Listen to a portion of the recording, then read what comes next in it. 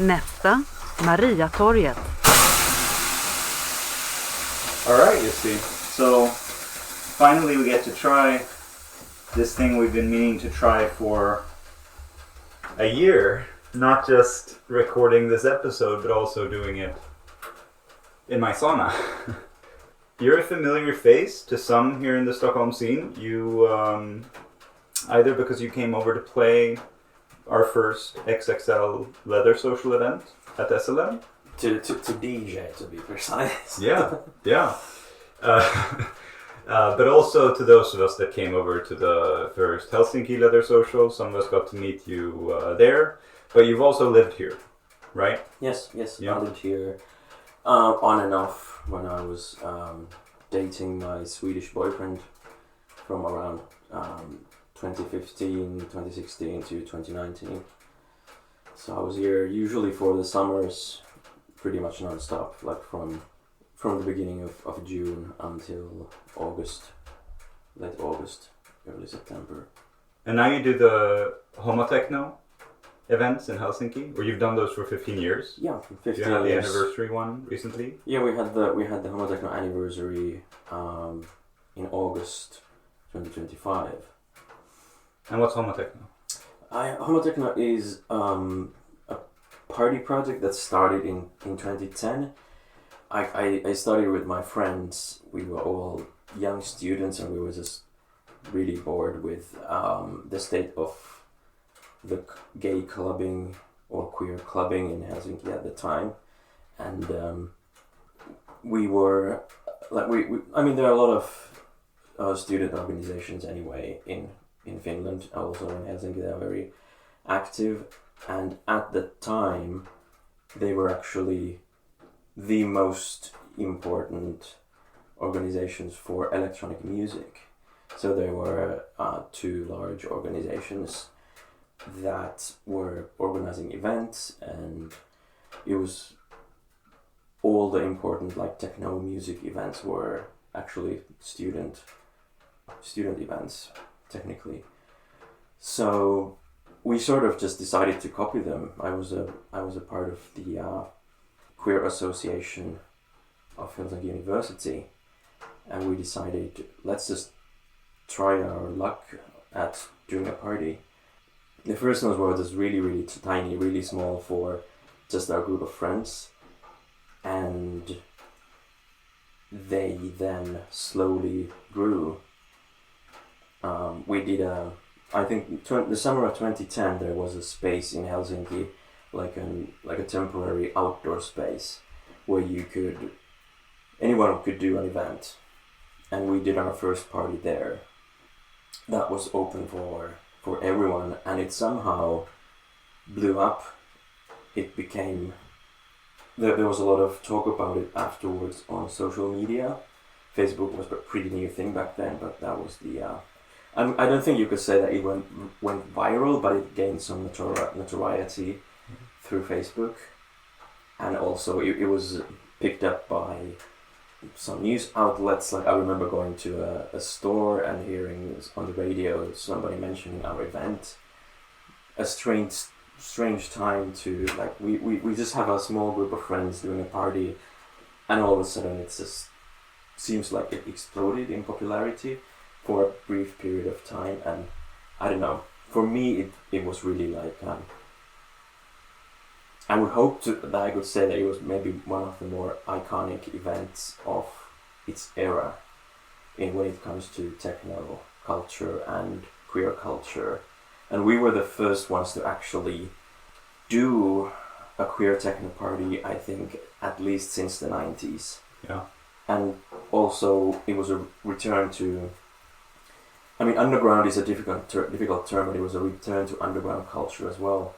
Like all of the events besides the fetish events were pretty much organized. Like if you talk about like clubbing or partying, they were organized by commercial clubs, and we were like a do-it-yourself event.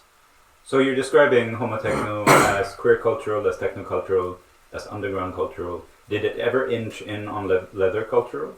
Yeah, because we always wanted to have that as a part of what the party was about. The whole thing started with me going to Berlin in 2009 and experiencing how great I felt that Berlin gay and queer culture was, that you could have any kind of musical genre at a gay party, basically, that it wasn't just limited to just one genre of music, like what you would typically get, like top 40 pop or Schlager or whatever. And then, of course, Berlin has a very strong leather scene. So they have always, in Berlin, techno and leather culture have always coexisted, pretty much right from the start. Like what some of the most important techno clubs in Berlin are also queer clubs and also spaces for leather culture. I mean, Berghain is the best example, but in the 90s, the Bunker was, from what I've heard, it was the biggest and most important party. They had, because they had an adjacent hardcore sort of BDSM club that, as far as I know, was mainly for gay men. I can't remember the name. Was it the Red Cross, possibly? Who you would go to the leather event and then you would then go to bunker in your gear and rave until the morning. And then this has been repeated several times in Berlin. Like Berghain is the good example, where they have the laboratory in the basement, which is usually men-only fetish club, and people from there then go to Berghain in gear and party there. So we sort of felt like I think it's stupid to say, oh, we want this to be just like in Berlin, or to copy that, because it's just, Helsinki is not Berlin. You're not gonna make that happen. So you take what you can, and you have your own ideas and the way things work in Helsinki, and then you try to apply that to your own concept.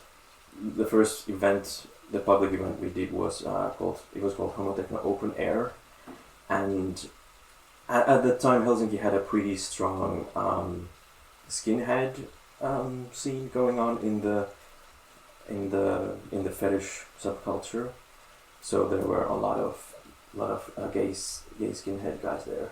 We always wanted to encourage people to, in later events, to express themselves and to wear their gear if they wanted to create it, to like make it as a diverse place as we could think, because I was starting to get heavily into fetishes at that point, and so were many of my peers with whom I was doing the party. I appreciate, on a personal level, I appreciate this attitude of wanting to create something that's your own, not trying to replicate something else that is out there, because I think good culture sort of is a little bit inward looking, in that it creates value not by trying to be something else that already exists, but by creating something unique where it's at, you know? How does your new club concept, Pig, differ from homotekno? So actually in plural, we call it Pigs. It was, for me, the way that Pigs started was that we wanted to, or like I had the idea for the now defunct gay club DTM. Didn't that start again? No, DTM is as far as I know, it's dead for good. But it did relaunch for a while. But the DTM was, as far as I know, it was the oldest gay club in Scandinavia. It started already in the 80s under a different name, but then was passed on to several. It was run by the Finnish gay rights organization originally, and then passed on to private owners.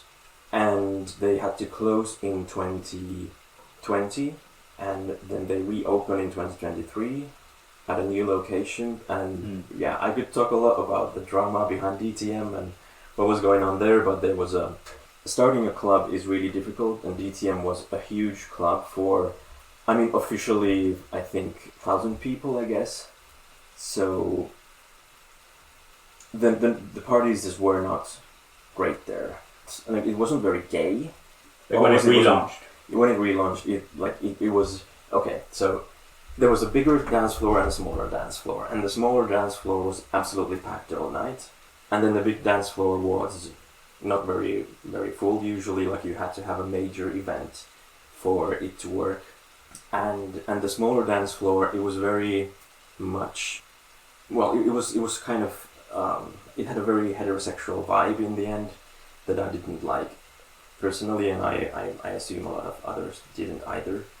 So then when about a year after DTM had opened, I was sort of looking at the situation of, okay, this is what's going on, and these things might work and these things might not work. So I proposed an idea that we could do a dress code party in the smaller room. With my idea was to, like, kind of try to do everything a little bit, perhaps kind of the same way that SLM is here, that it has a playroom, but it's also a social space, and it also has a dance floor to try to get, like, a fetish dance party going in Helsinki. Sounds a bit like a leather bar. Yeah, it was it had very much like leather bar vibes when we finished with all the decorations and all the, like, we had a really... What were the decorations? What is it called? Like I mean, okay, I call it decorations, but they were more like BDSM equipment. Ah.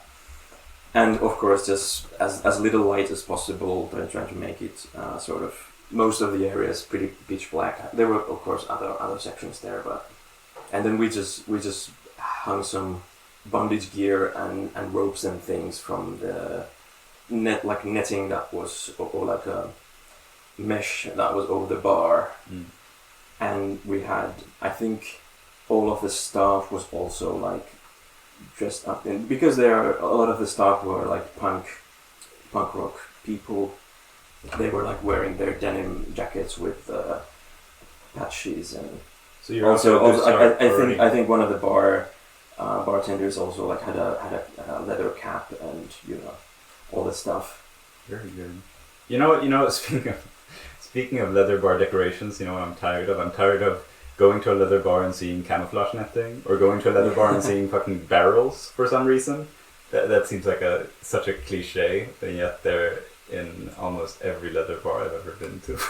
What's the, outside of homotekno and pig, what's the leather scene like in Helsinki? I started going out I became a member of MSC Finland, which is the Finnish equivalent of SLM Stockholm, or SLM. Yeah, I became a member in 2008, and MSC Finland lost their club room in the early 2000s because the space was not legal. It was in the early 2000s. Helsinki had a lot of illegal bars anyway. It was like a part of the culture. I never got to experience that, but that was pretty common then. It was at an office that, like, at the door it said advertising agency Adam and Steve, and then when you went inside it was like a leather club. But they were raided by the police, and just which is sad. Like, they had just applied for an alcohol license. They were this close to becoming established, and then we just lost the space. And I think for at least 15 years they tried to find a new place, but they couldn't. There was always a problem with when they found out that it's a leather bar for gay men, then the people that they'd been talking with were no longer interested in renting out their space. So it's very much based around MSC Finland, the leather scene in Helsinki. There's a club night once a month nowadays at private BDSM club, which is actually, they've put a lot of effort into having different kinds of rooms. There is like a doctor's office, there is a dungeon, there is like a hotel room suite, and it's pretty cool. But also at the same time, I always felt like it was coming from a very heterosexual space, or like a frame of mind that it didn't really feel as like a gay club. I think they don't have any camouflage netting or barrels there. No. maybe that's what Good I for would them. want to. Yeah. But no. Other than that, I think the nights are pretty well attended. When I started like in 2008, it was pretty much single nights once a month at a gay bar somewhere. That was how they did it then, and then they were able to use these private BDSM clubs later. That started around 2019, perhaps, I think. And then we have the Helsinki Leather Social that started a year ago. They're having their 1-year anniversary party in a couple of hours. Yeah, today. So we are missing that. That's so cool. Yeah, I wish we had something to toast with, but we're far too hungover from yesterday to drink. How was yesterday, by the way? It was a lot of fun, and it was my first time being able to properly attend the Stockholm Leather Social. So because I had been DJing last time I was here, I was DJing all the time. So it was I sort of missed the social aspect of it completely. I was really happy with how mixed the party was, how many like interesting conversations we had with each other, and also like the addition of art, that there was an art exhibition. I noticed that it's nice when like that there's a little bit of programming going in as well, like so it's not just you go to a bar and then there's nothing extra to talk about. Like I think that works as conversation starters as well as just supporting artists and supporting culture. Well, it brings people together. Yeah. Yeah, you get to have an opinion about the oil painting poppers.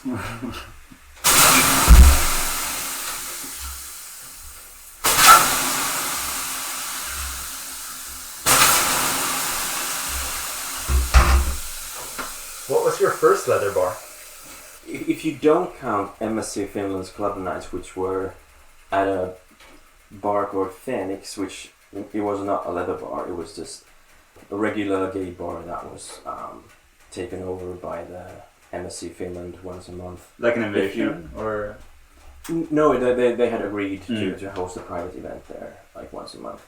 Because Phoenix wasn't very popular, so they probably wanted the customers. But I remember going there and I already knew, actually I met, it was a part of my life when I was going out quite a lot, and I had always been into fetish since I was a teenager, and this is maybe something, or been interested in it since I was a teenager, and this is maybe something we can talk about later a little bit more, but yeah, I don't really, like the only thing I really remember from those very, I don't remember anything about the very first party that I went to, but I remember I just happened to run into the board members of MSC Finland, and they were all, I ran into them at another bar called Hercules, actually. Which is still around. Which is still around, and they were absolutely horrible to me.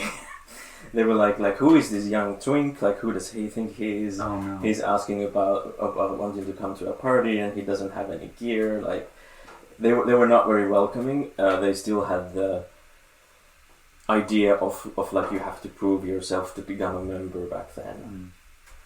That you couldn't just join. You sort of need a sponsor, or well, not a sponsor, but like you probably needed somebody to like bring you into the club, maybe.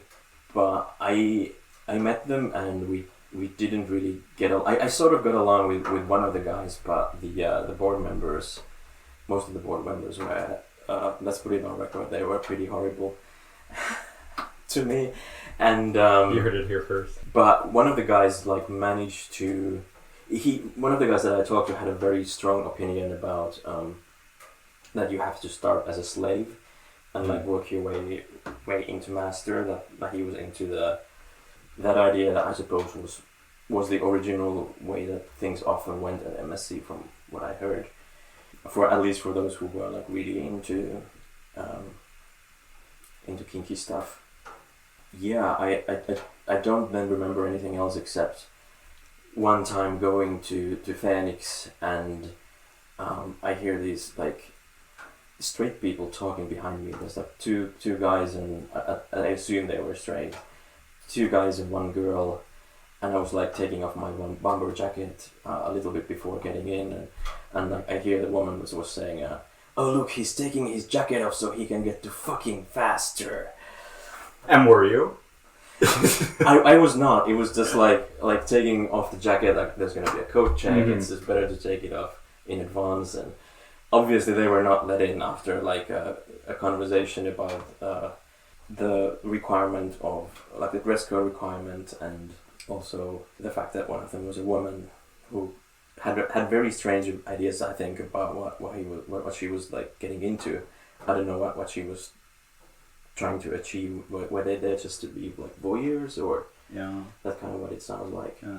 And then I think maybe I went to the Eagle in London in the Christmas of 2008, and that was probably the first that you could call it a leather bar.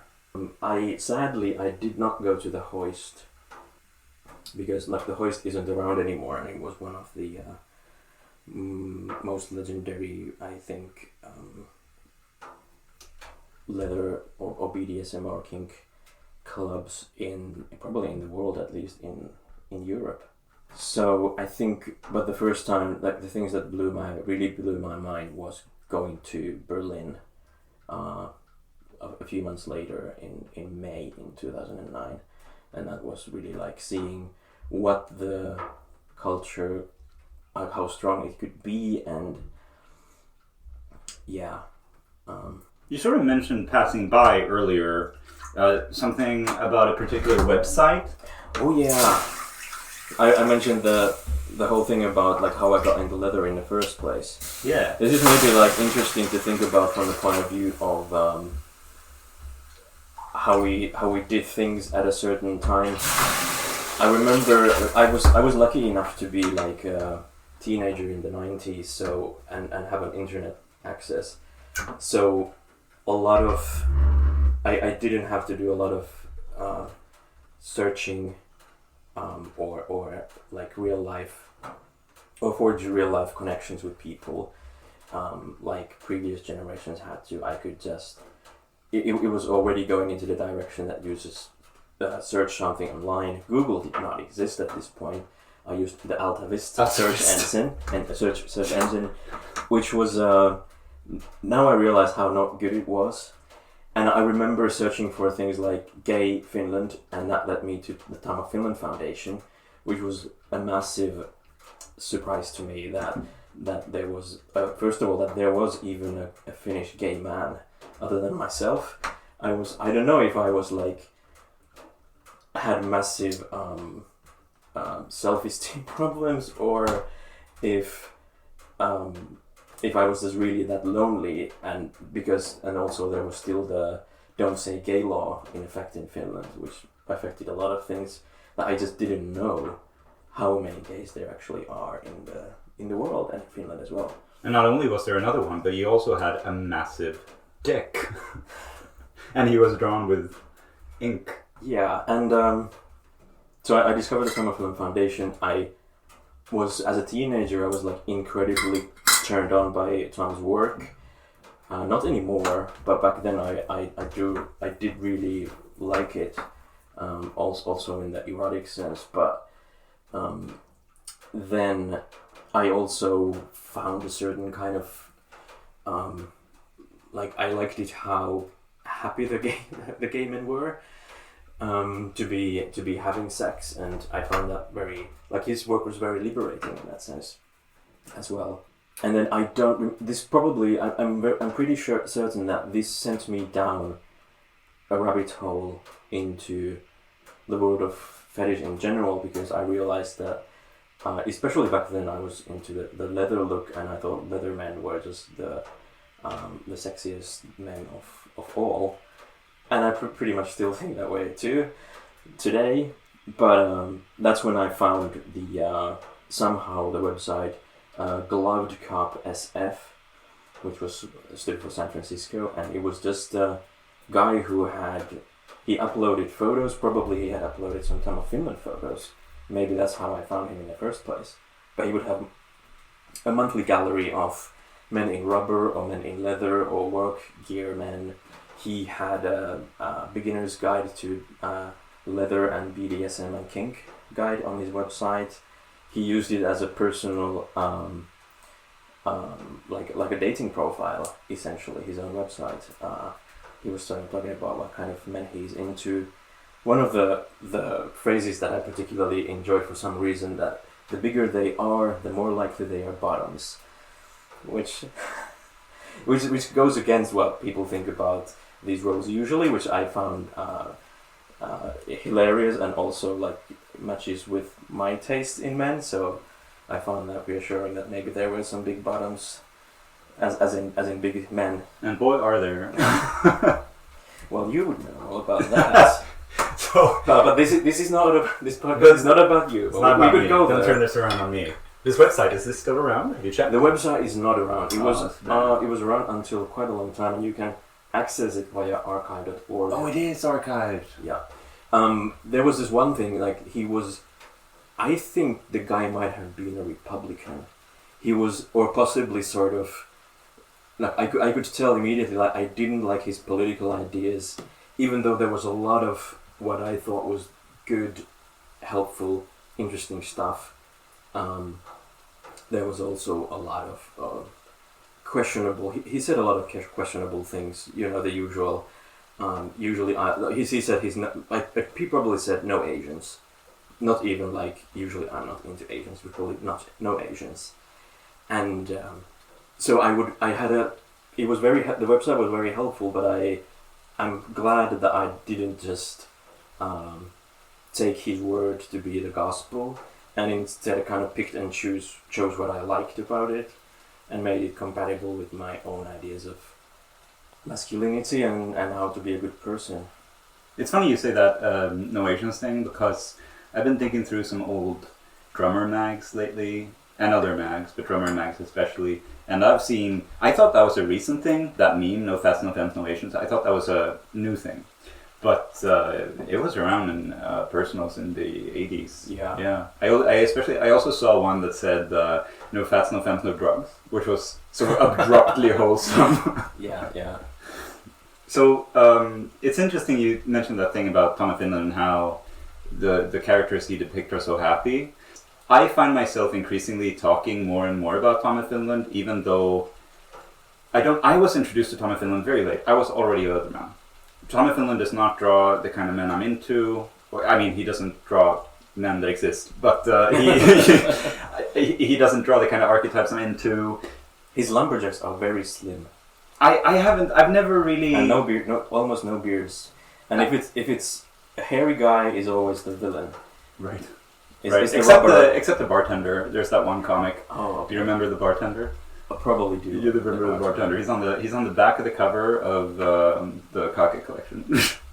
Anyways, so I find myself increasingly talking about Tom of Finland despite not having a massive interest, and it brings to mind, this friend of mine said something that I thought was very apt. He said, "These days I increasingly find myself defending people I think are wrong against people I think are dangerous." And it reminds me of, like, I feel like a lot of the conversations we have around Tom of Finland, both from people that admire Tom of Finland and people that critique Tom of Finland, for right or wrong reasons, where I think we're all sort of missing the point sometimes. I feel like I see a lot of people that will otherwise like Tom of Finland completely missing the mark on how much queer joy there is in his comics. There's this talk about Tom of Finland as if it's all butch and all manly. There's so much tongue in cheek and queer joy in Tom of Finland that I feel sort of goes against that a little bit. Yeah, like there's one of the Kake comics where guys are having sex in a public toilet, and it turns from two people having sex into like 5 different types of men. Like there's a student, there's I think Leatherman is the last one to join. There's a black guy in a business suit, I think, and it's like, well, the men look all the same, but he was trying to, like, I feel like this. I mean, first of all, the whole thing is humorous because you can't actually, well, somebody's gonna take this challenge, but you can't actually have that kind of session successfully to have like 5 men connected with each other. It seems pretty impossible. But so it's obviously like meant to be funny. Like, oh look, there's another leather man joining us in this session completely randomly, and but also I feel like he was trying to portray a certain kind of diversity, at least within how the men look like and so on. Even as far as if I remember correctly, once he started to incorporate black and possibly also Hispanic men in his work. Once he started to have more contact with the United States. They were very monotonous at first. Yeah. I mean, I think that there's, as for diversity, I mean, there's very legitimate criticism of Tommy Finland in how Tommy Finland has been promoted. Like, maybe not from an art critique perspective, but from like, what do we hold as attractive? Where the diversity of somebody's artwork definitely matters, you know? You recently went to a live recording of the Bad Gays podcast in Helsinki. Yeah, well, just a few days ago. Yeah, and it was about Tommy Finland. They aptly chose the topic for their Helsinki visit, which I'm a fan of Bad Gays podcast, and I was looking forward to having them talk about Tommy Finland. I think people misunderstand Bad Gays a little bit. It's not supposed to be like a stamp on somebody's forehead that, oh, this person is bad, but it's more like they want to talk about. I mean, because Tom of Finland, especially in Finland, also among straight people, he's seen as a national hero. Not all straight people, but like at least the more progressive ones, maybe. He was celebrated as a national hero in 2017 with the postmark, the stamp, and a big arch exhibition. There's a new queer stamp out just this week, and it has a leather man on it, or leather person. In Sweden. In Finland. Oh, I didn't know. Yeah. I'll have to look. Yeah, I'll show you. But yeah, I mean, it's good that we also talk about not only Tom of Finland the hero, but Tom of Finland the person who was, like, what is the legacy of his art? Mm. Also, I think I don't like it that I feel like he's being, especially by people who have never seen more than one piece of Tom of Finland's artwork, have like a lot of hot takes on what his drawings meant, and they're reading sometimes the totally wrong things into them. But it is important. I think it's important to also look at the bad side of his legacy, which I don't think in the Bad Gays they didn't really do much of that. I actually I ended up the conversation that followed afterwards was mostly about, which was recorded, and I also talk on it if they keep it in, was mostly about racism, the perceived racism in his work, and also the actual racism in his work, and but the talk in and of itself was mostly about Tom of Finland, the commercial artist who was a master of who had studied advertising, and how I think the way Ben Miller put it was something along the lines of Tom of Finland sold us the idea of the modern gay man that was free from the weight of the past, of the invert pervert division between men, that there's like these working class tops and then effeminate wealthy bottoms who then buy services from these working class men, into like, I think that he talks about like a culture of worseness. So that was basically their take on it. They touch a little bit about Tom's ideas of masculinity, which doesn't necessarily sound that what we would call healthy these days, but at the same time I have a hard time vilifying him completely when like you said, in a lot of his works there's so much humor, there's it's very playful. Like I feel like there even in the masculinity there's playfulness instead of toxicity.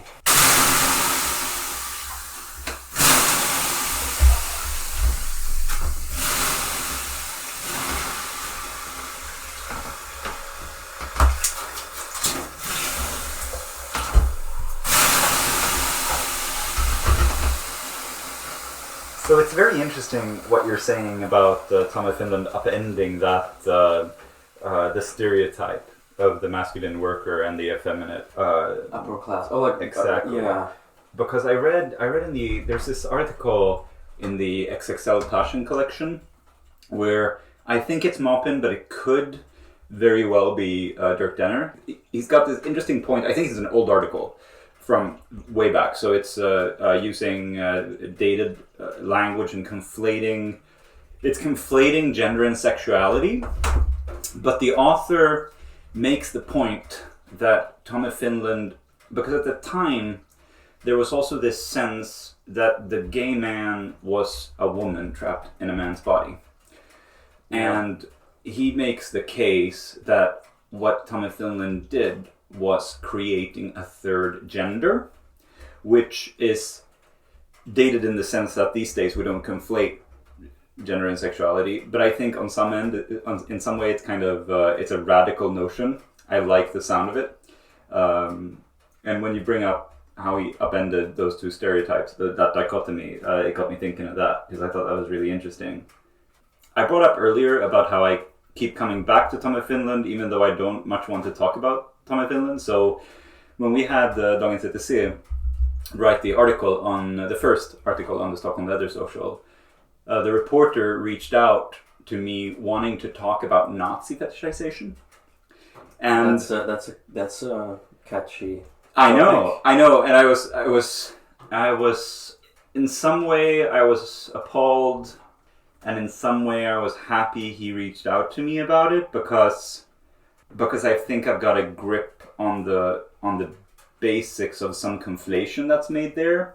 So he reached out to me with this academic piece by Jack Halberstam, which is a queer theorist academic, about national romanticism and homoeroticism.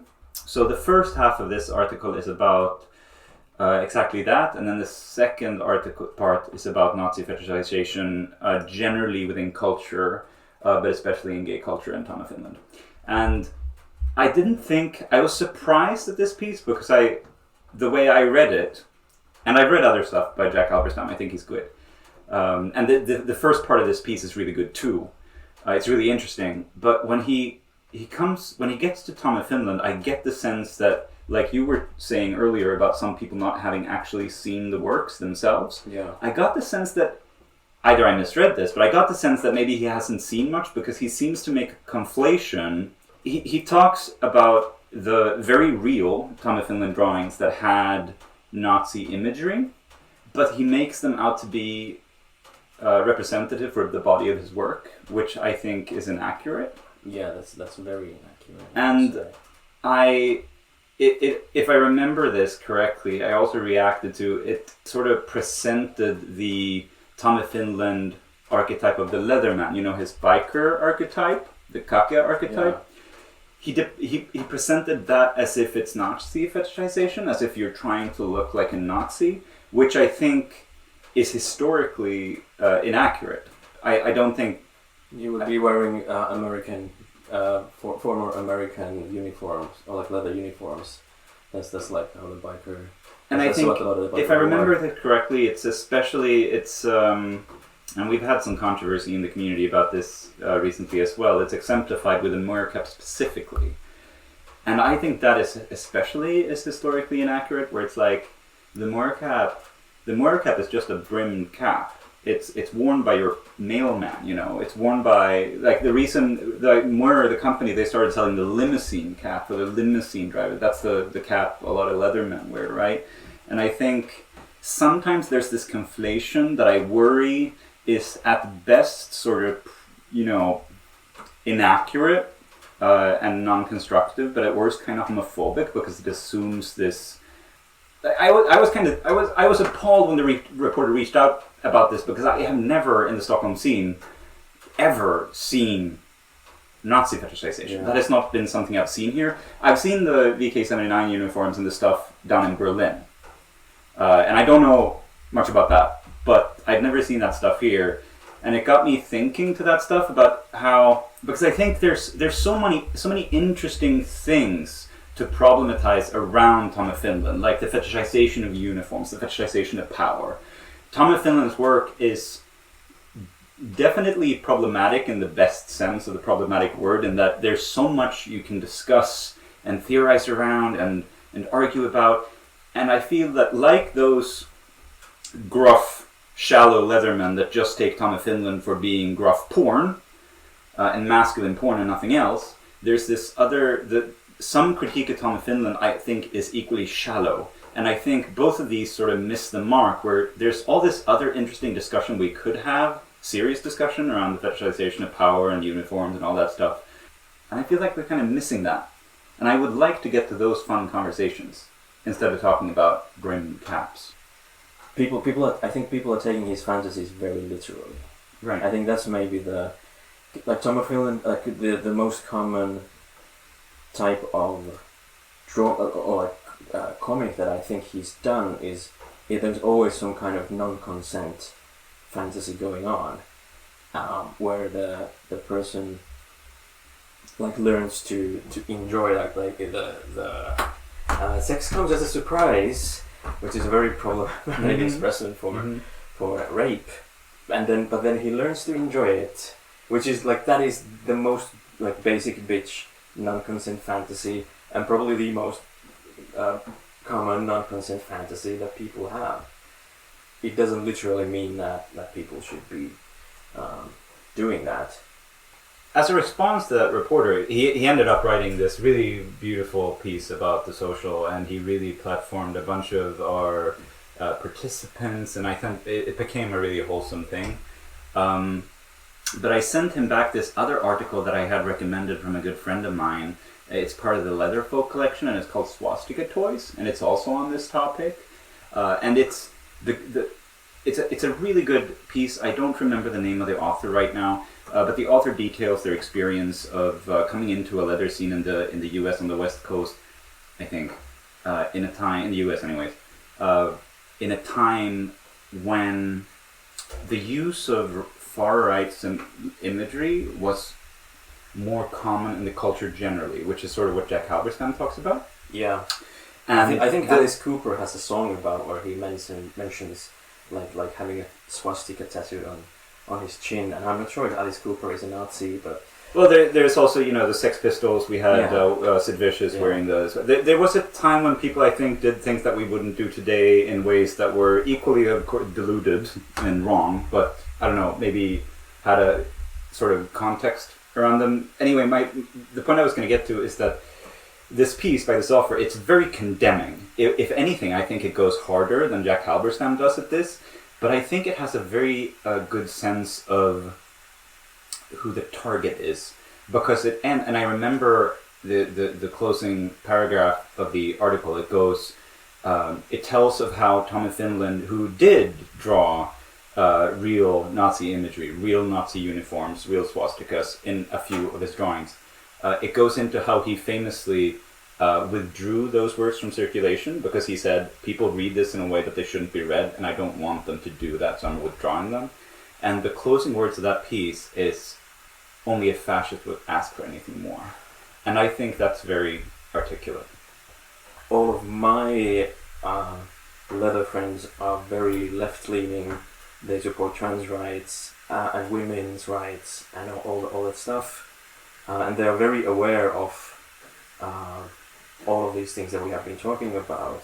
And I feel like it is such a shame that somebody looks at this like a masculine leatherman who votes for, let's say, like liberal politics and is an incredible strong man in like the very best sense of the word, and somebody just looks at his uniform and misjudges it to be like, oh, that's a Nazi. That's totally. I mean, the homonormativity, homonationalism, these are real things, right? And they occur in and outside of leather. Yeah, it's not just a leather concept. I remember, speaking of Bad Gays, I listened to because I'm a fan of Larry Kramer myself to some extent, their episode on Larry Kramer was very interesting because they brought up how Larry Kramer was a worse activist because of some of his issues. Yeah. And interestingly, maybe some of those issues are things where we would say Larry Kramer is correct. We would think he's doing justice, but in the end maybe ended up being counterproductive to his activism. Yeah. And anyways, in that pod, I think, they bring up this author who wrote a book on her organizing in ACT UP, if I remember correctly, and she brings up this term, this phrase called, I think she calls them pull the ladder up gays. And what she means by that is like, there's this brand of gay person who, as soon as they reach the most minute acceptance from mainstream society, they, instead of platforming and lifting up other members of the community, they pull up the ladder. Exactly, yeah.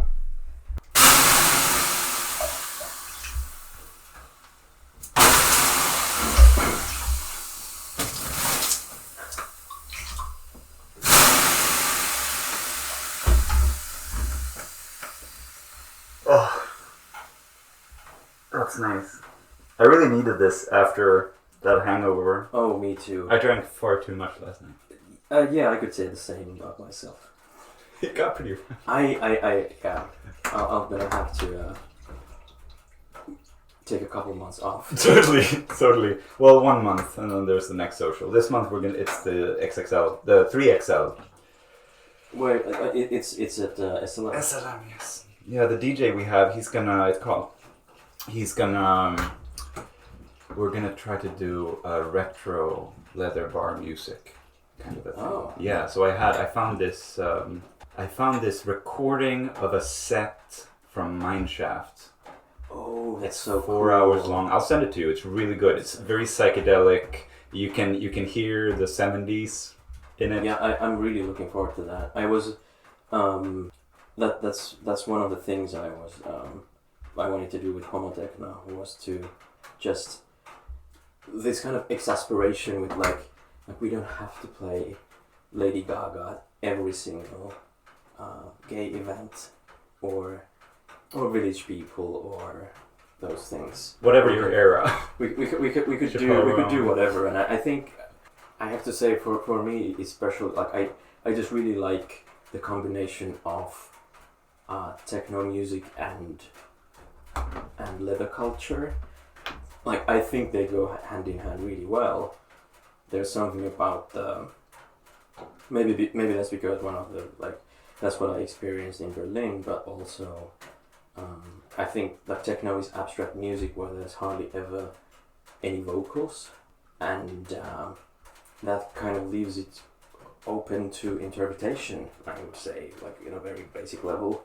So you can it's not trying to, like, nobody's shouting anything in your ear, and it's like you can focus on the people around you or under you. Yeah, yeah, exactly. Or on top of you. So I mean, this is also a personal thing, but I just I think instrumental music is better for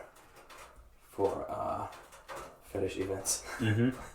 So when you came over now, you got me this really nice framed anniversary homotekno poster, and it's the artwork is really explicit. It is. Yeah. Is that on purpose? Well, the artwork is like the way we do party planning is that we meet as a group.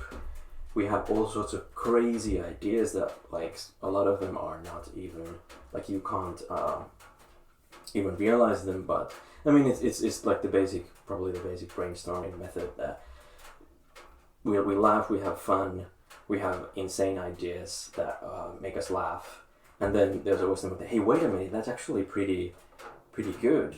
We could actually do that, or maybe change something a little bit, and then we'll do something hopefully a little bit new and something that people haven't done before. So one of our organizers, we talked about what do we want to put on the poster, and I think he just said let's just put two leather men like who are on their knees and they're like licking the subwoofer, which was like kind of a which was kind of a it's probably happened at Berghain at some point, or some other fetish club. Not sure what happened to the subwoofer before that though. That's another story. So we thought that's a brilliant idea and let's do it. And I think it's always difficult to get like there's always the idea of what do we want the poster to mean, who do we want to be interested in this event. Obviously this was like an invitation for people to gear up for the event, and a lot of people did, which was of course great. But there's also another thing I have always struggled with, how not only how to get the right people in, but then to keep the people that we don't want out of the event, which sounds really rude, but when it comes to subcultural spaces and trying to minimize any kind of harassment, it is important to keep clueless people out of our parties. So at one point I realized that the more explicitly gay, especially I unfortunately I think it kind of has to be man on man kind of image. You make the more explicitly gay you make something, then it's going to keep out the people who can't handle that imagery. Right. For who are going to see that and be disgusted, and then we're gonna get hopefully all those people who see that and think, oh, this speaks to me, in one way or other. Yeah. That's really interesting. I massively relate to that. We've been thinking a lot how to police our spaces here, and we all do it in some sort of way, be it a dress code to keep to make sure you have a genuine interest to get in, and to not get the kind of, you don't want people to come in and enjoy the space in a toxically voyeuristic way, or like a homo safari. Yeah, exactly. That's a great name for a club, by the way, homo safari. I can already start imagining the logo, but get the furries in on that.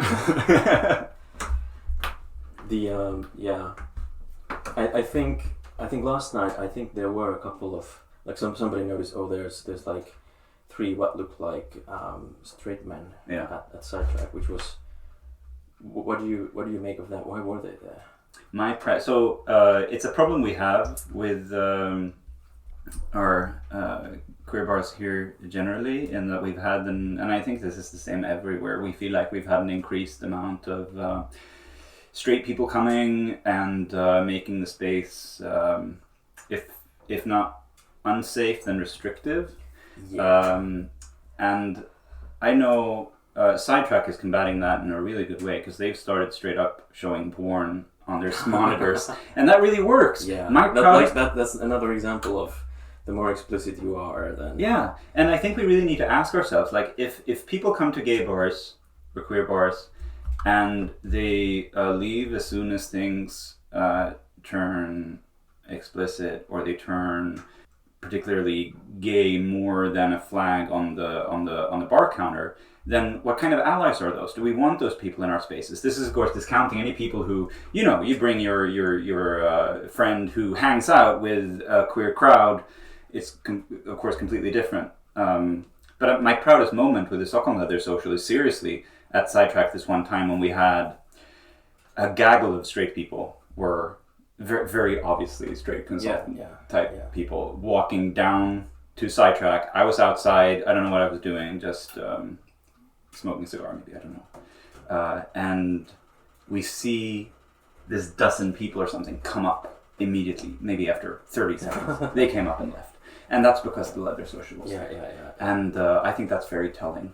I feel like I should add, it's of course kind of a, like, it's I wish that it didn't have to be this way. Like, I wish we could, like, have a poster that, you can have a poster that has diversity in it, I suppose, because, like, a lot of trans people, women, have been a part of our of homotekno for a long time as like organizers, but the party reads as a very gay party on the outside, or like gay male party, which is, like, thankfully it's not the reality of it. It's more like maybe 50-70 gay men, which is like a pretty good percentage to have then, like, also all other kinds of people coming in. And of course, like, well, I think homotekno was in a way at least when it comes to the underground, and back in the day, was also the first, like one of the first queer fetish, at least fetish adjacent events. So it's very interesting. You were inching in on this earlier when you were talking about how you felt like they almost have to be male on male for them to read as homo. You know what I mean? And that. But like our whole team is really into that. Like even the women and trans people are like that's a cool poster. Like they don't see it at all from the point of view of like this should be something else and this is not representative of our event. They just thankfully they just really like it. I think it's actually a lot of them are also in the kink in some other way, one way or other. It got me thinking about how female on female action has so the easily problem. read as exactly. male gaze. It's so often the male gaze is applied to female on female action, whereas that problem that doesn't really exist with male on male action, right? Yeah, and I guess that's the issue you're facing. Because it's the male gaze and not the gaze. There was a pun. Yeah, there. I think a pun is a great way to end the Sonic pod. Yeah. Do you have anything to add otherwise? No, I think we ran through the conversation. Yeah, thank you. Yeah, I'm so excited for inviting me here. Oh, my pleasure. It was a lot of fun. It's been so much fun having you over. The Leather Social last night was a blast. We got some really good photos, by the way. I'm going to show you. I'm looking forward. I don't think we're going to blackout tonight. We are not in the shape to go to blackout tonight, unfortunately. All right. Well, let's end it at that. Where can people find you on social media? So my homotekno's Instagram account is just simply homotekno. My Instagram account for DJing and event promotion is tiskinalle. So that's TISKINALLE. And I also have a secret fetish Instagram account that you can ask me about in person. Oh, that's over DM only. Yes. Yes. All right. Well, let's close it at that, you see.